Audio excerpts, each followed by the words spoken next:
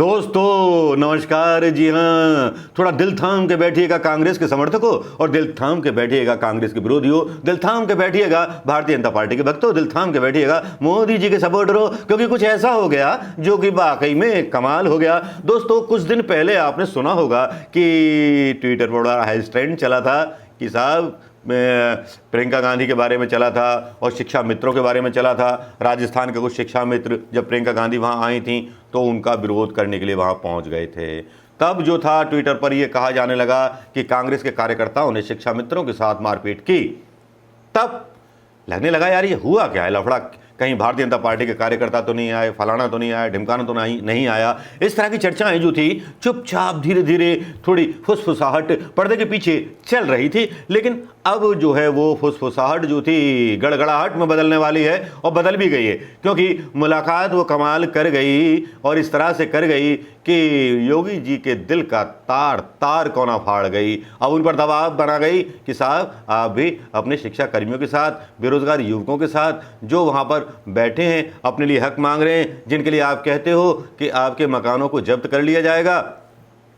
तब दूसरी तरफ प्रियंका गांधी से हुई मुलाकात राजस्थान के शिक्षकों की, उसमें राजस्थान में कंप्यूटर शिक्षकों की संविदा रद्द कर दी गई है और 10,000 पदों की नियमित भर्ती निकाल दी गई है। संघर्ष की जीत हुई, खुशी के आंसू, जीत की मुस्कान लिए शिक्षा मित्रों, मनाइए खुशियां। और जिस तरह से हैश ट्रेंड चलाया था प्रियंका गांधी के बारे में, अब थोड़ा सा थैंक यू प्रियंका गांधी बोल दीजिए तो ज़्यादा अच्छा होगा। अब ये लेटर यहाँ पर मैं डाल रहा हूँ राजस्थान सरकार का मुख्यमंत्री जनसंपर्क प्रकोष्ठ का, जिसमें साफ साफ लिखा है कंप्यूटर अनुदेशकों की होगी नियमित भर्ती, विद्यालयों शिक्षण संस्थानों को खोलने पर सैद्धांतिक सहमति बनी। जयपुर 22 जुलाई मुख्यमंत्री श्री अशोक गहलोत की अध्यक्षता में गुरुवार शाम को मुख्यमंत्री निवास पर हुई राज्य मंत्रिमंडल एवं मंत्री परिषद की बैठक में विद्यालयों के लिए कंप्यूटर अनुदेशकों की नियमित भर्ती करने, कोविड की दूसरी लहर के बाद प्रदेश में विद्यालयों एवं शैक्षणिक संस्थानों को शिक्षण कार्य के लिए खोलने पर सैद्धांतिक सहमति, राजस्थान जन अधिकार प्राधिकरण नियम 2021 के अनुमोदन तथा विभिन्न सेवा नियमों के संशोधन सहित कई अन्य महत्वपूर्ण निर्णय लिए गए। मंत्रिपरिषद ने निर्णय लिया कि प्रदेश के राजकीय विद्यालयों में विद्यार्थियों को कंप्यूटर शिक्षा से जोड़ने के लिए मुख्यमंत्री द्वारा की गई बजट घोषणा के क्रम में सृजित कंप्यूटर अनुदेशकों सहित कई अन्य महत्वपूर्ण अनुदेशकों के नए कैडर के लिए अब नियमित भर्ती की जाएगी। बैठक में विद्यालयों, कॉलेजों, विश्वविद्यालयों सहित विभिन्न शिक्षण संस्थानों में शिक्षण कार्य के लिए खोलने पर भी विस्तृत चर्चा की गई। यानी कि कुल मिलाकर 100 बात की एक बात कि जो संघर्ष था कंप्यूटर शिक्षकों का, जिसके लिए विरोध किया था प्रियंका गांधी के सामने जाकर, वो उनका कामयाब हुआ। इसी बीच कांग्रेस से जुड़ी एक और खबर, अजय कुमार लल्लू मुझे लगता है एक विश्व रिकॉर्ड बना सकते हैं जेल जाने का। जिस तरह से सरकार के विरोध में अजय कुमार लल्लू अपने समर्थकों के साथ उतरते हैं, दूसरी तरफ योगी सरकार की पुलिस जो है तैयार बैठी रहती है उनको और उनके समर्थकों को गिरफ्तार करने के लिए। भले ही उनको गिरफ्तार करने के बाद पुलिस लाइन ले जाने के बाद छोड़ दिया जाता है, लेकिन लगता है गिरफ्तारी का एक विश्व रिकॉर्ड बनाने वाले हैं कांग्रेस पीसीसी के प्रदेश अध्यक्ष अजय कुमार लल्लू। अब देखना यह है कि ये जो रिकॉर्ड है, ये रिकॉर्ड कहाँ जाके रुकेगा और ये विश्व रिकॉर्ड तोड़ेगा कि नहीं तोड़ेगा। अब विश्व रिकॉर्ड कितने का है किसी को पता हो तो कमेंट करके बताइएगा दोस्तों।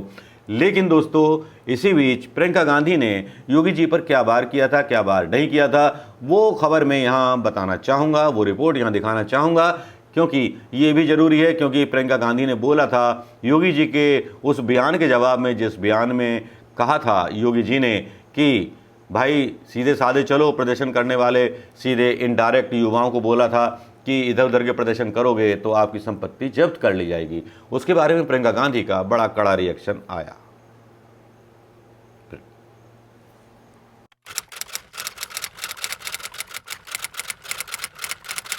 दोस्तों जहां कांग्रेस एक तरफ हमलावर दिखाई दे रही है पेगासस से के मामले से लेकर के पत्रकारों के मामले तक में, जहां पर उसने अपनी एक तरह से दिखाया है कि किस तरह से वो जनता के साथ, पत्रकारों के साथ और किसानों के साथ खड़ी हुई है। जहां एक तरफ राहुल गांधी किसानों के साथ खड़े हुए नजर आ रहे थे, वहीं प्रियंका गांधी योगी जी के उन बोलों के ऊपर आज आक्रामक नजर आई जो बोल योगी जी आज सुबह सुबह या कल बोल गए थे, जिसमें योगी जी ने युवाओं को चेतावनी दी थी कि गलत काम करोगे तो संपत्ति जब्त कर लेंगे। प्रियंका गांधी इससे एक कदम आगे और बढ़ गई। प्रियंका गांधी ने आज जबरदस्त हमला बोलते हुए योगी पर हमला बोल दिया। उन्होंने कहा कि जिस प्रॉपर्टी पर आप योगी जी बैठे हैं जनता उसे जब्त कर सकती है, ये मत भूलिएगा। जनता ने ही आपको यहां पर बिठाया है। कांग्रेस महासचिव प्रियंका गांधी ने सीएम योगी पर यह हमला बोलते हुए एक तरह से पूरी तरह एक लाइन खींच दी जिसमें भारतीय जनता पार्टी के नेताओं को ना जवाब देते बनना था ना उगलते बन रहा था, क्योंकि प्रियंका ने जो बात बोली थी वो अपनी जगह सही बोली थी।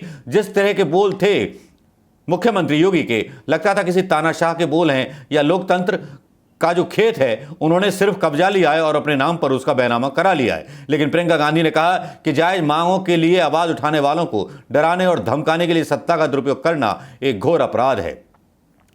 प्रियंका गांधी ने योगी जी को माकूल जवाब दिया, क्योंकि गुरुवार को प्रियंका गांधी ने जिस तरह से योगी जी को जवाब दिया उस तरह से उत्तर प्रदेश कांग्रेस के कार्यकर्ताओं में जैसे कि नई जान फूंक गई। कांग्रेस फिर से उठ खड़ी हुई मुद्दों को लेकर के और सीधे सीधे हमलावर और साथ में प्रदर्शन चालू हो गई योगी सरकार के खिलाफ। चाहे सोशल मीडिया हो या और कोई मीडिया हो, हर जगह योगी जी की टांग खींची जा रही थी। प्रियंका गांधी ने एक ट्वीट किया और ट्वीट करते हुए निशाना साधा प्रियंका गांधी ने, जिसमें उन्होंने लिखा कि इस देश में अपनी जायज मांग उठाना, प्रदर्शन करना और अपनी मांगों के लिए आंदोलन करना एक संवैधानिक अधिकार है। योगी जी, जायज मांगों के लिए आवाज उठाने वालों को डराने और धमकाने के लिए सत्ता का दुरुपयोग करना एक घोर अपराध है। अब उन्होंने योगी जी का वही बयान जो था कोट किया था बुधवार को, जो उन्होंने लिखा था। लेकिन दोस्तों, उस बुधवार के लिखे हुए योगी जी के उस बयान पर भी काफी ज्यादा छिछालेदारी हुई। योगी जी के उस बयान को लेकर के सोशल मीडिया पर तरह तरह की प्रतिक्रियाएं आई, तरह तरह के सवाल और जवाब उनसे पूछे गए। उनके एक भाषण को भी डाला गया जिसमें कभी योगी जी संसद में जाकर रोए थे, अपना रोना रोया था कि मैं 3 बार सांसद बन गया लेकिन मेरी कोई नहीं सुनता। आज जब सत्ता के शीर्ष में योगी जी बैठ गए तो शायद वो पुराने दिन भूल गए जब वो गुहार लगाया करते थे न्याय के लिए। लेकिन आज न्याय मांग रहे बेरोजगार युवकों के खिलाफ उनके पुलिस जो है मुकदमे करती है, डराती है, धमकाती है, गालियां देती है, अपमानित करती है। एक तरह से ये रिपोर्ट थी क्या? हमने इस रिपोर्ट के बारे में सुबह डाला था। सोशल मीडिया पे किस तरह छिछालेदारी हुई थी योगी जी की, ये देख लीजिए। ये आपने देख लिया होगा दोस्तों, ये रिपोर्ट देख ली होगी जो हमने डाली थी अपने YouTube चैनल पर। सोशल मीडिया के हवाले से जो खबर आई थी उस खबर के अनुसार योगी जी की काफ़ी छिछालेदारी हुई थी अपने बयान को लेकर के। बाकी रही सही कसर प्रियंका गांधी ने पूरी कर दी और प्रियंका गांधी के इस बयान के बाद एक तरह से भारतीय जनता पार्टी का मुंह बंद था। भारतीय जनता पार्टी के चाहे मंत्री हो चाहे संतरी हो, एक तरह से बैकफुट पर चले गए थे। अब लगता यह है कि आने वाले टाइम में अब प्रियंका गांधी ने जो लाइन खींची है, हालांकि योगी जी के इस बयान पर किसी और नेता का बयान, उसका जिक्र यहाँ नहीं मिलता, लेकिन प्रियंका गांधी जरूर योगी से 2-2 हाथ करने को तैयार हो गई हैं। इसी कड़ी में जब उनका ट्वीट आया तो एक तरह से भारतीय जनता पार्टी को एक करारा जवाब था, योगी जी को करारा जवाब था, उनकी उस तानाशाह भरे वाक्यों का जवाब था, शब्दों का जवाब था जो उन्होंने बुधवार को अपने ट्वीट के द्वारा और एक प्रोग्राम में बोलते हुए बात कही थी। दोस्तों, कैसी लगी ये खबर? खबर अच्छी लगी हो तो इसको शेयर करना मत भूलिएगा दोस्तों। नमस्कार, जय हिंद।